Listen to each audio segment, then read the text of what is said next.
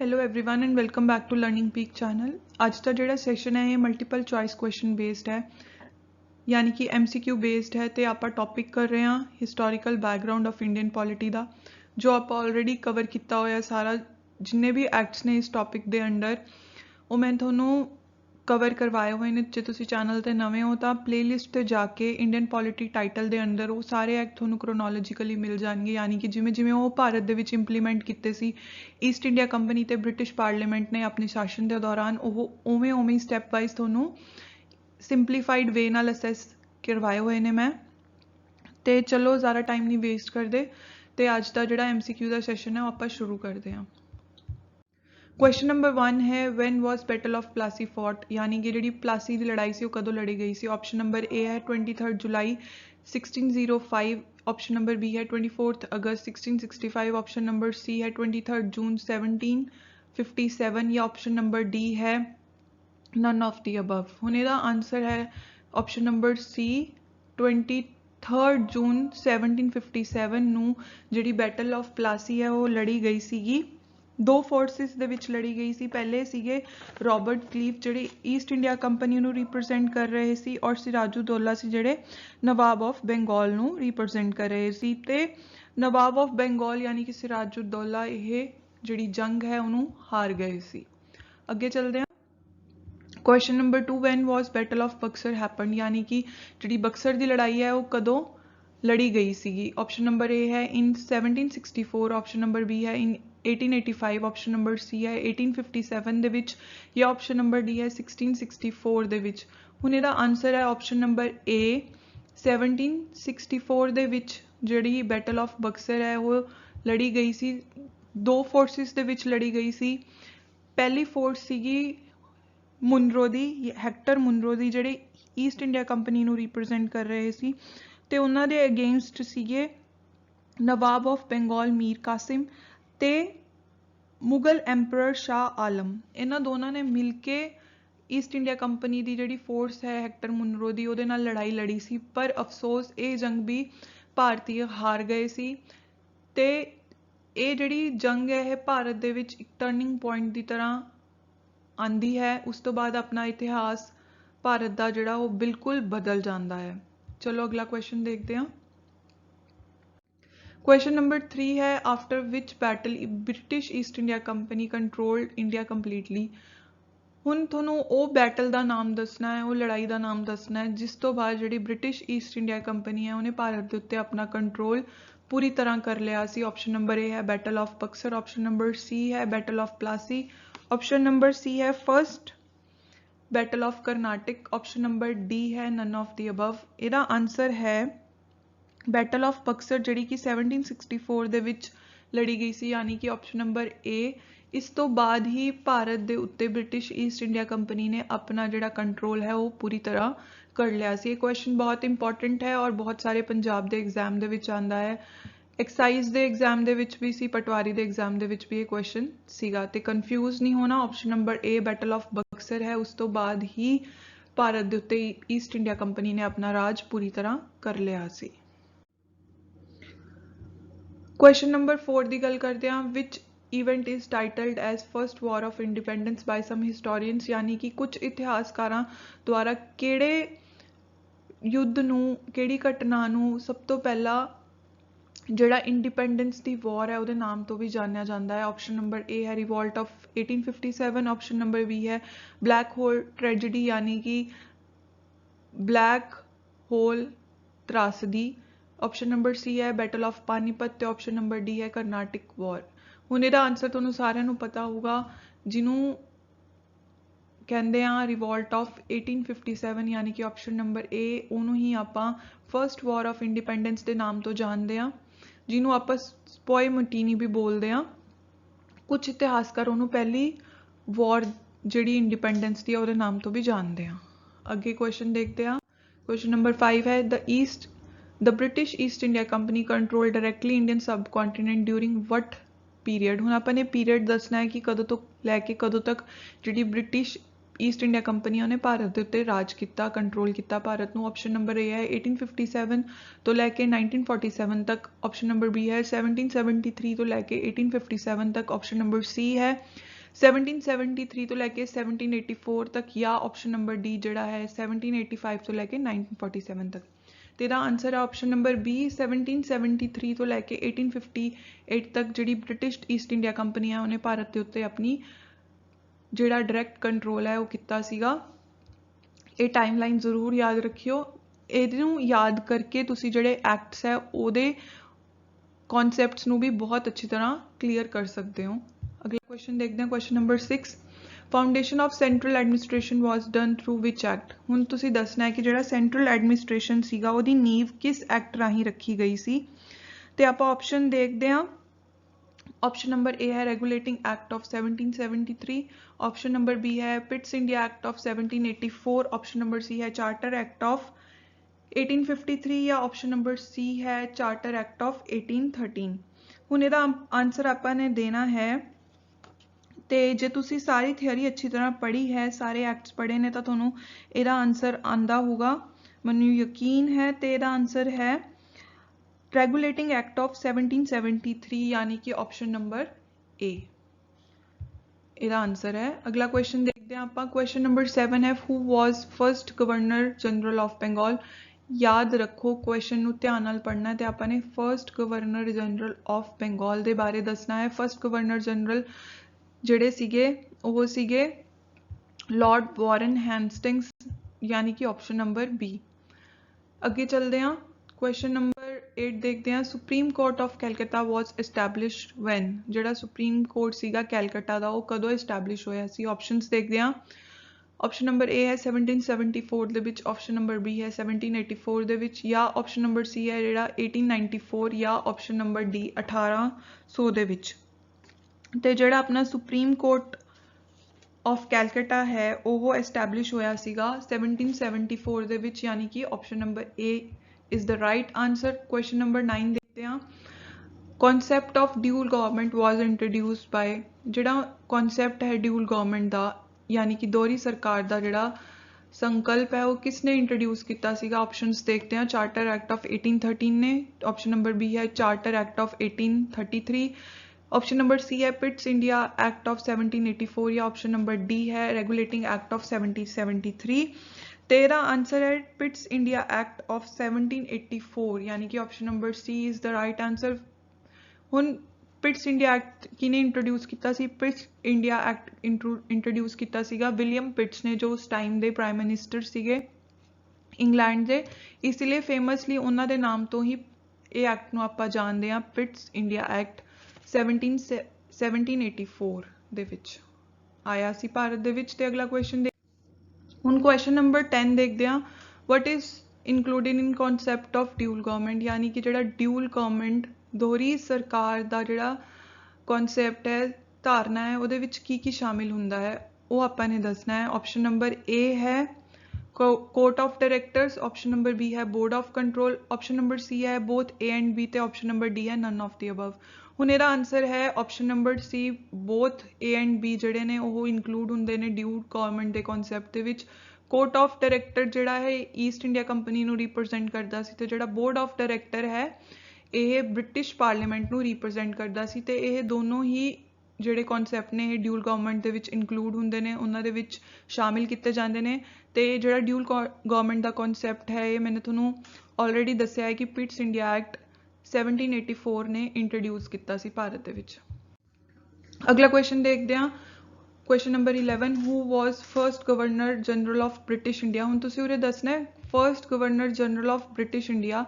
Option देखते हैं Lord William Bentinck, option number B है Lord Curzon, option number C है लॉर्ड कैनन, ते ऑप्शन नंबर डी है लॉर्ड पिंटो। तेरा आंसर है लॉर्ड विलियम बेंटिक सी जिहड़े ओह सब तो पहले भारत दे गवर्नर जनरल सी, ते ऑप्शन नंबर ए ही सही है। ते थ्रू चार्टर एक्ट ऑफ 1833 दे राही भारत दे सब तो पहले गवर्नर जनरल बने सी। क्वेश्चन नंबर 12 देखते हैं। Western education was introduce through which act? Options है charter act of 1833, option B है charter act of 1813, option number C है गवर्नमेंट ऑफ इंडिया एक्ट 1935 ਤੇ ऑप्शन नंबर डी है Indian council act 1909। Western education यानी कि ਭਾਰਤ ਦੇ ਵਿੱਚ ਪੱਛਮੀ ਸਿੱਖਿਆ ਦੀ ਸ਼ੁਰੂਆਤ ਹੋਈ ਸੀਗੀ। Option number B charter act of 1813 ਦੇ ਰਾਹੀਂ ਬ੍ਰਿਟੇਨ ਦੀ ਪਾਰਲੀਮੈਂਟ ਨੇ ਇਹ ਰੂਲ ਕੱਢਿਆ ਸੀਗਾ ਕਿ ਭਾਰਤ ਦੇ ਅੰਦਰ ਵੈਸਟਰਨ ਐਜੂਕੇਸ਼ਨ यानी कि ਮੀਡੀਅਮ ਆਫ ਇੰਸਟਰਕਸ਼ਨ ਜਿਹਦਾ ਇੰਗਲਿਸ਼ ਹੋਊਗਾ ਉਹ ਇੰਟਰੋਡਿਊਸ ਹੋਗੀ। ਜਿਹੜੀ ਐਜੂਕੇਸ਼ਨ ਅੱਜ ਆਪਾਂ ਲੈ ਰਹੇ ਹਾਂ ਇਹ 1813 ਦੇ ਚਾਰਟਰ ਐਕਟ ਦੀ ਦੇਣ ਹੈ। ਬ੍ਰਿਟੇਨ ਦੀ ਪਾਰਲੀਮੈਂਟ ਨੇ ਆਲਮੋਸਟ 1 ਲੱਖ ਰੁਪਏ ਅਲਾਟ ਕੀਤੇ ਸੀ ਭਾਰਤ ਦੇ ਵਿੱਚ ਵੈਸਟਰਨ ਐਜੂਕੇਸ਼ਨ ਨੂੰ ਇੰਟਰੋਡਿਊਸ ਕਰਨ ਲਈ, ਉਹਨੂੰ ਡਿਵੈਲਪ ਕਰਨ ਲਈ। ਅੱਗੇ ਚੱਲਦੇ ਹਾਂ। ਕੁਐਸਚਨ ਨੰਬਰ 13 ਹੈ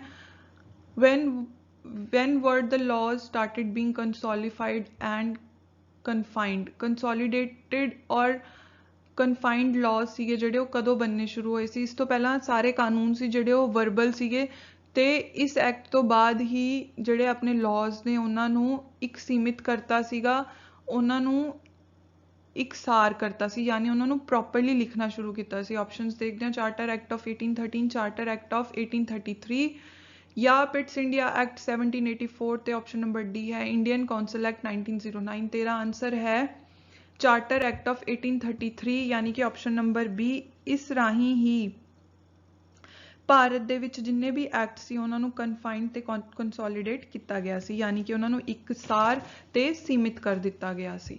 ਅਗਲਾ ਕੁਐਸਚਨ ਦੇਖਦੇ ਹਾਂ। Question number 14 who was the first viceroy in British India? यानी कि ਹੁਣ ਆਪਾਂ ਨੇ ਦੱਸਣਾ ਕਿ ਫਰਸਟ ਵਾਇਸਰॉय ਕਿਹੜੇ ਸੀਗੇ। ਆਪਸ਼ਨਸ ਦੇਖਦੇ ਹਾਂ। ਆਪਸ਼ਨ ਨੰਬਰ ਏ ਹੈ lord Canning, option number B है लॉर्ड विलियम, ऑप्शन सी है लॉर्ड मिंटो ते ऑप्शन डी है लॉर्ड कॉर्नवालिस। तो ਇਹਦਾ आंसर है लॉर्ड कैनिन ही सी भारत ਦੇ ਪਹਿਲੇ वाइसरॉय।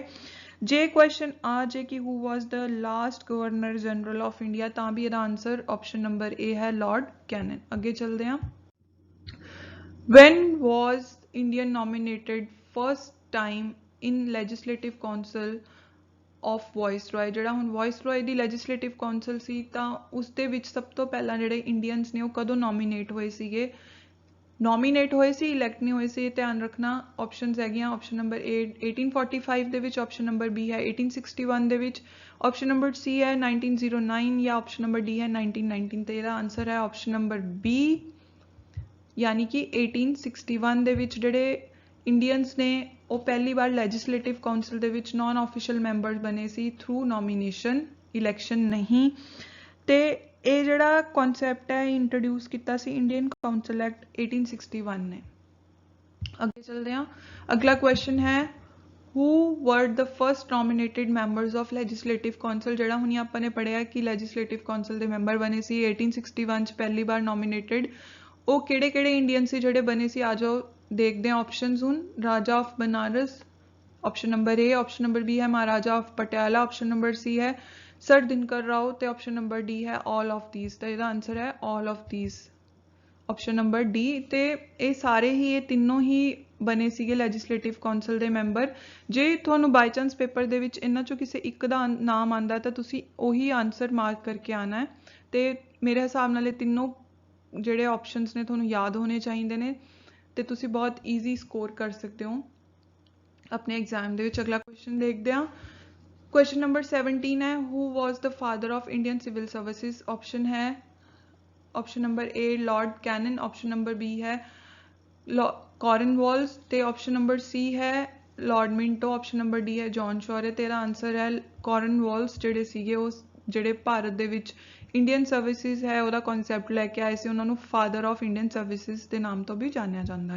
ਕੁਐਸਚਨ ਨੰਬਰ 18 ਹੈ ਪੋਰਟਫੋਲੀਓ ਸਿਸਟਮ ਵਾਜ਼ ਅ ਕਨਸੈਪਟ ਇੰਟਰੋਡਿਊਸ ਬਾਈ? यानी कि ਜਿਹੜਾ ਪੋਰਟਫੋਲੀਓ ਸਿਸਟਮ ਹੈ ਇਹ ਕਿਹਨੇ ਇੰਟਰੋਡਿਊਸ ਕੀਤਾ ਸੀ ਭਾਰਤ ਦੇ ਵਿੱਚ? ਇਹਦਾ ਇਹ ਬ੍ਰਿਲੀਅੰਟ ਆਈਡੀਆ ਕਿਹਨੇ ਦਿੱਤਾ ਸੀਗਾ? ਆਪਸ਼ਨਸ ਦੇਖਦੇ ਹਾਂ। Lord Minto, option number B है जॉन मॉडले, ऑप्शन सी है लॉर्ड कैनिन ਤੇ ऑप्शन डी है जे नेहरू। ਤੇ ਇਹਦਾ ਆਨਸਰ ਹੈ option number C lord Canning. ਉਸ ਟਾਈਮ ਦੇ ਵਾਇਸਰॉय ਸੀ ਭਾਰਤ ਦੇ ਵਿੱਚ। ਇਹਨਾਂ ਨੇ ਹੀ ਇਹ ਕਨਸੈਪਟ ਇੰਟਰੋਡਿਊਸ ਕੀਤਾ ਸੀ ਭਾਰਤ ਦੇ ਵਿੱਚ। One of the most brilliant idea ever in Indian polity ਇਹ लॉर्ड कैनिन ਨੇ ਦਿੱਤਾ ਸੀਗਾ ਤੇ ਇਹ ਅੱਜ ਵੀ ਆਪਣੀ ਜਿਹੜੀ ਕੈਬਨਿਟ ਹੈ ਉਸ ਦੇ ਵਿੱਚ ਯੂਜ਼ ਹੁੰਦਾ ਹੈ।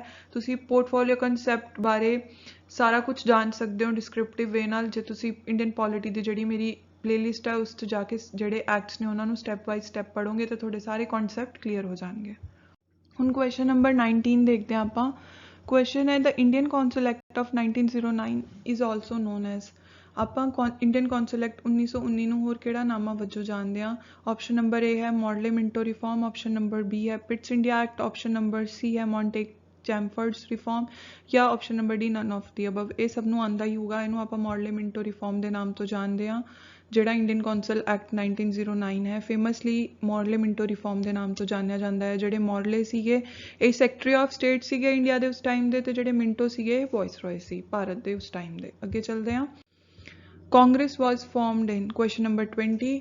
ਆਪਸ਼ਨ ਹੈ ਏ 1905, ਆਪਸ਼ਨ ਨੰਬਰ ਬੀ ਹੈ 1885, ਆਪਸ਼ਨ ਨੰਬਰ ਸੀ ਹੈ 1919 ਤੇ ਆਪਸ਼ਨ ਡੀ ਹੈ 1857। ਤੇ ਇਹਦਾ ਆਨਸਰ ਹੈ ਆਪਸ਼ਨ ਨੰਬਰ ਬੀ 1885 ਦੇ ਵਿੱਚ ਕਾਂਗਰਸ ਦੀ ਸਥਾਪਨਾ ਕੀਤੀ ਗਈ ਸੀ। ਬਹੁਤ ਆਸਾਨ ਕੁਐਸਚਨ ਹੈ। ਕੁਐਸਚਨ ਨੰਬਰ 21 ਦੇਖਦੇ ਹਾਂ।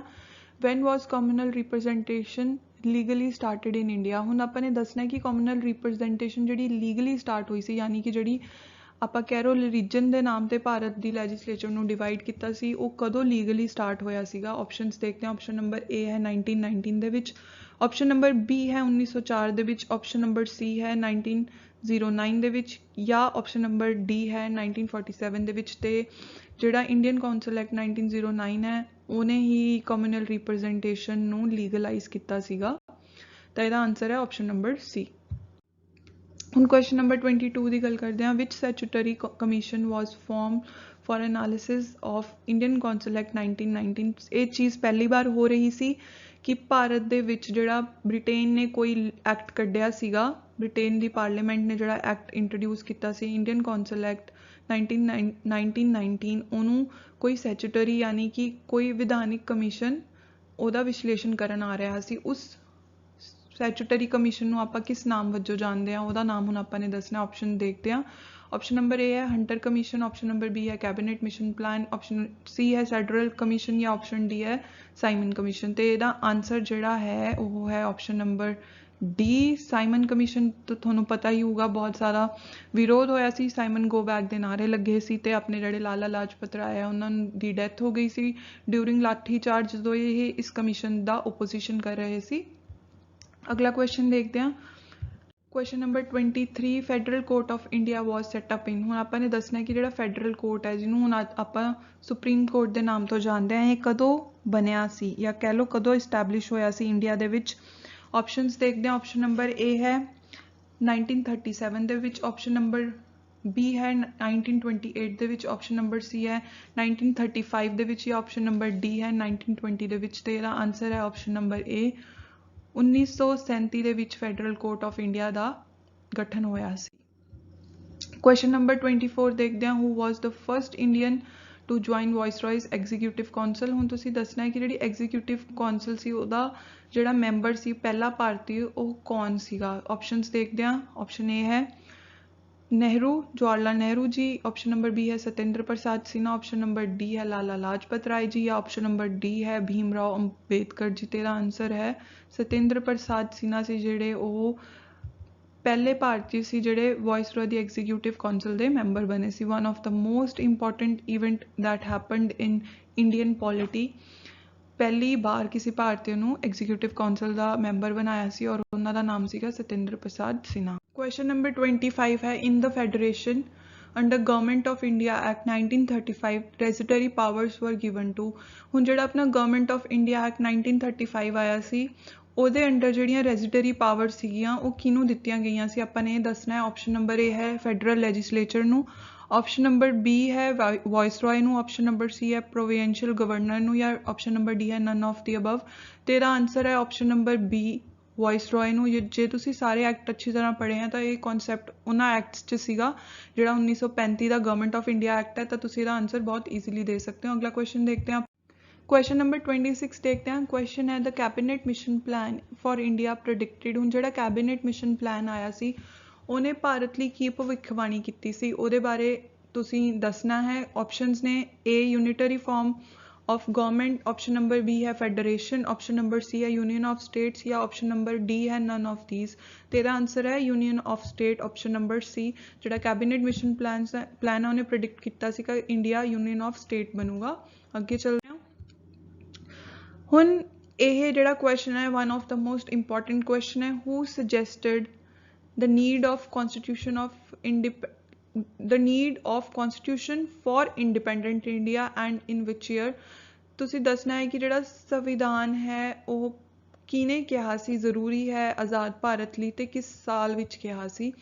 ਆਪਸ਼ਨ ਨੰਬਰ A ਹੈ ਜਵਾਹਰ ਲਾਲ ਨਹਿਰੂ ਨੇ 1885 ਦੇ ਵਿੱਚ ਕਿਹਾ ਸੀ। ਆਪਸ਼ਨ ਨੰਬਰ B ਹੈ ਮਹਾਤਮਾ ਗਾਂਧੀ ਜੀ ਨੇ 1924 ਦੇ ਵਿੱਚ ਕਿਹਾ ਸੀ, ਜਾਂ ਆਪਸ਼ਨ ਨੰਬਰ C ਹੈ MN ਰॉय ਨੇ ਕਿਹਾ ਸੀਗਾ 1934 ਦੇ ਵਿੱਚ, ਜਾਂ option number D Subhash Chandra Bose ਨੇ ਕਿਹਾ ਸੀ 1930 ਦੇ ਵਿੱਚ। ਤੇ ਇਹਦਾ ਆਨਸਰ ਹੈ option number C MN Roy ਨੇ ਕਿਹਾ ਸੀਗਾ 1934 ਦੇ ਵਿੱਚ 1934 ਦੇ ਵਿੱਚ ਕਿ ਆਪਾਂ ਨੂੰ ਇੱਕ ਕਨਸਟੀਟਿਊਸ਼ਨ ਦੀ ਨੀਡ ਹੈ ਭਾਰਤ ਨੂੰ ਚਲਾਉਣ ਲਈ, ਆਜ਼ਾਦ ਭਾਰਤ ਨੂੰ ਚਲਾਉਣ ਲਈ, ਕਿ ਆਪਾਂ ਨੂੰ ਸੰਵਿਧਾਨ ਬਣਾਉਣਾ ਪਊਗਾ।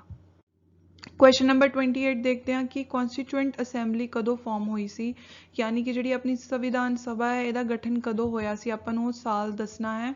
ਆਪਸ਼ਨ ਨੰਬਰ A ਹੈ 1947, ਆਪਸ਼ਨ ਨੰਬਰ B ਹੈ 1948, ਆਪਸ਼ਨ ਨੰਬਰ C ਹੈ 1946 ਤੇ ਆਪਸ਼ਨ ਨੰਬਰ D ਹੈ 1950। ਤੇ ਇਹਦਾ ਆਨਸਰ ਹੈ 1946। ਜੇ ਹੋਰ ਪ੍ਰੀਸਾਈਜ਼ਲੀ ਪੜ੍ਹਨਾ ਹੈ ਤਾਂ 9 ਦਸੰਬਰ 1946 ਦੇ ਵਿੱਚ ਕਨਸਟੀਟਿਊਐਂਟ ਅਸੈਂਬਲੀ ਯਾਨੀ ਕਿ ਸੰਵਿਧਾਨ ਸਭਾ ਜਿਹੜੀ ਹੈ ਉਹਦਾ ਗਠਨ ਹੋਇਆ ਸੀ।